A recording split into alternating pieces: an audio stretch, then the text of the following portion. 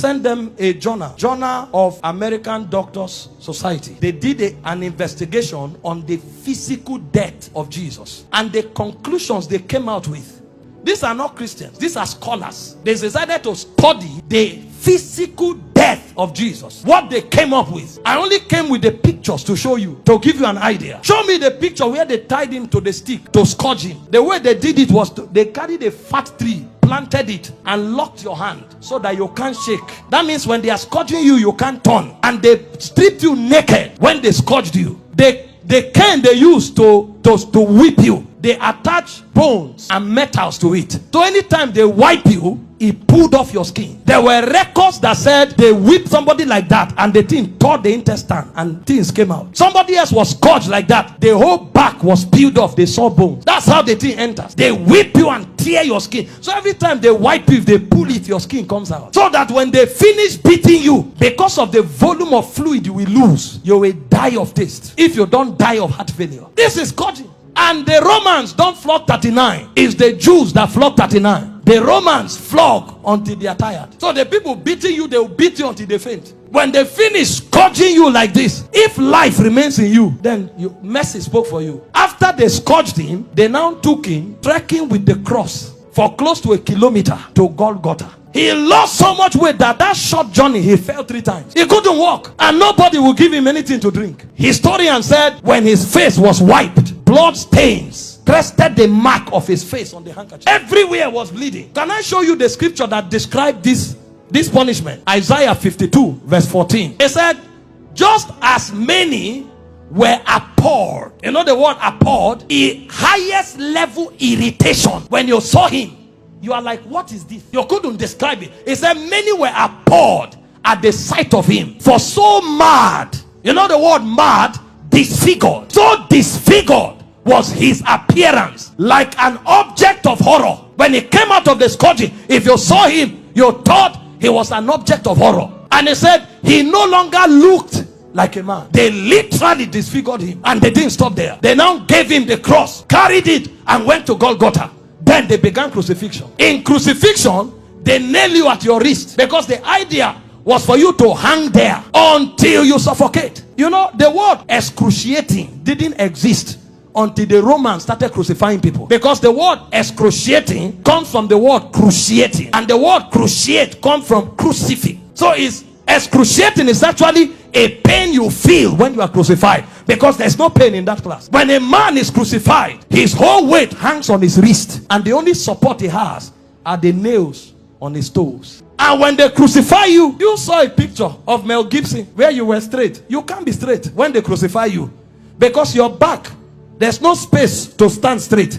You have to turn sideways to hang, because this is how you hang. Your weight actually hangs on your wrist. If you are tired and you want to gain small balance, you now push it on your toe that is on the nail. That's why when they wanted to kill the criminals, they broke their legs. And the reason is because when you are hanging, your stomach is bent so that your diaphragm can't breathe. Air can't enter. So Jesus was there for 6 hours. You know what that means? For 6 hours, every time he breathed, he had to pull himself up. So he pulled himself on a nail up to breathe for 6 hours. He will pull up, breathe, go back, pull up for 6 hours. Remember, his back is already torn. So as he's pulling up, he's feeling pains on the wrist, his back is scrubbing on the cross, and his leg is feeling pain. To breathe and go back. Every breath was death for you for 6 hours. And they were mocking him at the same time. So there was soulish torture, there was physical torture. As if that's not enough, he carried sin on him. So God was not connected to him at the time. God had to turn away. So there was spiritual torture, soulish torture, bodily torture. So much so that he cried, Eloi, Eloi, lama sabachthani, my God, why hast thou forsaken me? It's like a disconnection between your spirit and your soul. So the man was no longer alive. He died in the spirit before he died in the natural. A level of pain. We don't know what was done for us in 6 hours. Can you imagine? And guess what? His mother was there. Can you stand naked before your mother? This is the man that the mother saw do wonders. How come? Imagine when he looked at their faces. See what you'll be interpreting. Some are saying, why? How come? Why can't you do anything today?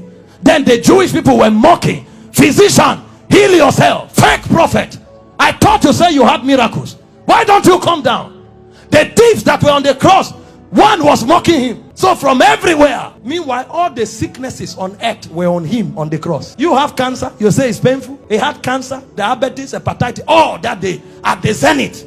Because he carried sickness, he carried sin, and he carried the reproach of God. You don't know the reproach of God until you go to hell.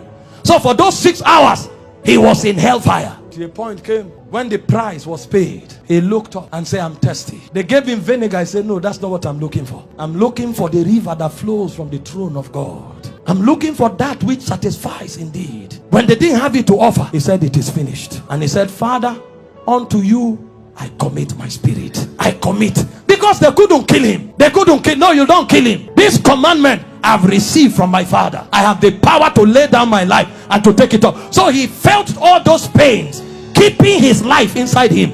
He had the choice to give up the ghost early. But if he gave up the ghost before the scourging, the sacrifice won't be complete.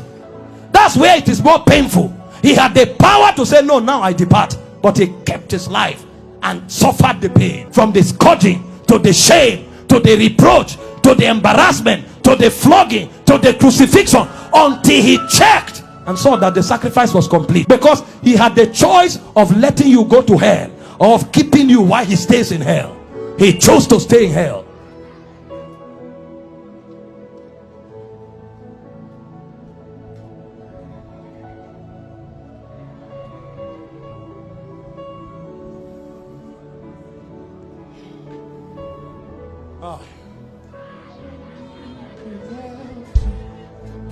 No throne without the cross.